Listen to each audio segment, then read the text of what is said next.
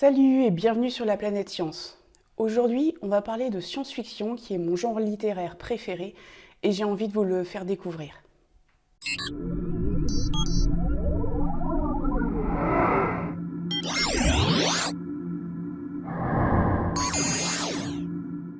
Si le mot science-fiction apparaît pour la première fois sous la plume de l'écrivain américain William Wilson en 1851, les premiers romans de science-fiction sont écrits par des écrivains français, notamment Jules Verne. Ainsi, dans son roman De la Terre à la Lune, publié en 1865, il parle de l'histoire d'une association d'artilleurs et de scientifiques qui tentent d'envoyer sur la Lune un obus habité par 3 hommes. En 1865, soit 100 ans avant Neil Armstrong qui marche pour la première fois sur la Lune. C'est beau, non? La science-fiction est un genre littéraire où les récits reposent sur les progrès scientifiques et techniques obtenus dans un futur plus ou moins lointain ou dans un univers parallèle. On y parle ainsi de voyages dans le temps, de voyages interplanétaires, de la colonisation de l'espace, d'extraterrestres, de robots, de clones. Les histoires se déroulent sur Terre ou bien sur d'autres planètes dans l'espace. Mais attention, surtout, ne confondez pas la science-fiction, qui est le genre littéraire au-dessus de tous les autres, en toute subjectivité, et la fantaisie. Dans la fantaisie, il est question surtout de magie et d'éléments surnaturels. En clair, Harry Potter, ce n'est pas la même chose que Star Wars. Alors quels sont les grands auteurs de science-fiction ? Il y en a beaucoup, et je ne peux pas tous les citer, mais en voici quelques-uns quand même. H.G. Wells, l'auteur de La machine à explorer le temps et de la guerre des mondes. Isaac Asimov, qui a écrit le cycle des robots et Fondation. Frank Herbert et son fameux Dune. Ray Bradbury pour Fahrenheit 451. Et George Orwell pour 1984 et La ferme des animaux. Alors par quel livre commencer si vous avez envie de découvrir l'univers de la science-fiction ? Pour faire un choix et vous proposer des lectures, j'aurais pu vous faire une liste de classiques. Et puis je me suis rappelé ma prof de français de première, qui nous avait fait une liste longue comme le bras de grands classiques de la littérature française qu'il fallait absolument avoir lus, sinon on resterait des ignares toute notre vie.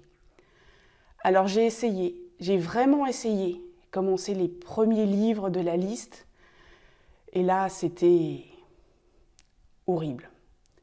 Bref, pour éviter cet écueil, au lieu de vous citer les grands classiques, je me suis mis les critères suivants. D'abord, des livres pas trop longs.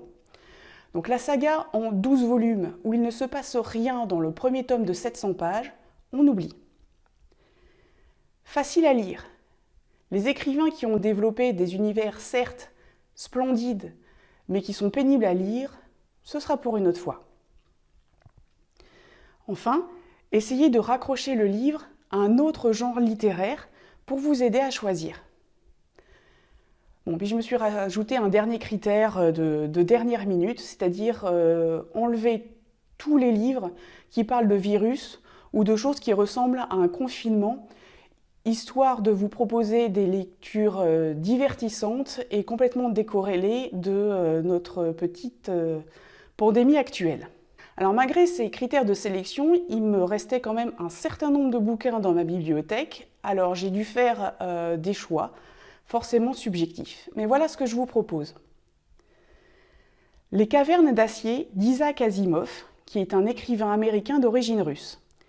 Il s'agit d'une enquête policière. Alors même si ce livre fait partie du cycle des robots, c'est même le 3e, vous pouvez le lire sans avoir lu les précédents. Et il y a une vraie fin, donc vous n'êtes pas obligé de lire les suivants.